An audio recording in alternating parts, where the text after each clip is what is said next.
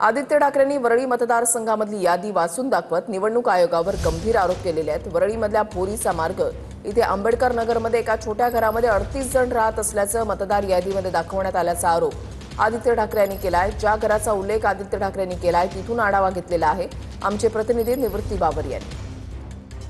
मुंबईमध्ये ज्या पद्धतीने मतदार याद्यांमध्ये घोळ आहे ते विशेष करून मुंबईतल्या वरळी मतदारसंघामध्ये म्हणजे आदित्य ठाकरे ज्या वरळी विधानसभेतून लढले त्याच मतदारसंघामध्ये कशा पद्धतीने घोळ आहे याचे अनेक पुरावे जे आहेत ते आदित्य ठाकरे यांनी सादर केल्याचं आपल्याला पाहायला मिळालं। सादरीकरण त्यांनी त्या ठिकाणी पाहायला मिळालं आणि त्यामध्ये प्रामुख्याने एका घराचा उल्लेख करण्यात आला होता, भोरीचा मार्ग, ज्या घरामध्ये एकूण 38 मतदार राहतात असा दावा जो आहे तो निवडणूक आयोगाने केला होता।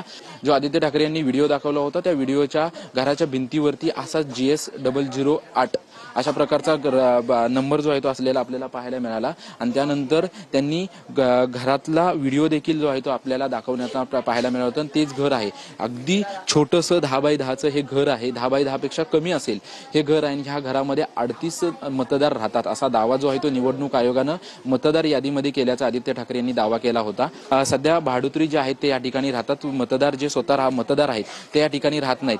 अशाच प्रकारे अनेक ठिकाणी मतदार याद्यांमध्ये घोळ जो आहे तो निवडणूक आयोगाने केला आणि त्याचा पर्दाफाश जो आहे तो आदित्य ठाकरे यांच्या माध्यमातून करण्याचा प्रयत्न केला। उदाहरण दाखवलं होतं, जो भोरीचा मार्ग हे घर होतं, आंबेडकर नगरमधील घर होतं, त्या घरामध्ये येऊन आपण फॅक्ट चेक करण्याचा प्रयत्न केला, परंतु या ठिकाणचे जे भाडुत्री आहेत ते बोलण्यासाठी नकार देत आहेत। परंतु त्यांचं म्हणणं आहे की आम्ही गेल्या काही महिन्यांपासून या ठिकाणी भाड्याने राहतोय आणि जे मूळ मालक आहे ते मूळ मालक या ठिकाणी राहत नाहीत असं देखील माहिती जी आहे ती या ठिकाणी या भाडुत्रींनी दिलेली आहे। कॅमेरामन रोशन गायकवाडसह निवृत्ती बाबर, TV9 मराठी।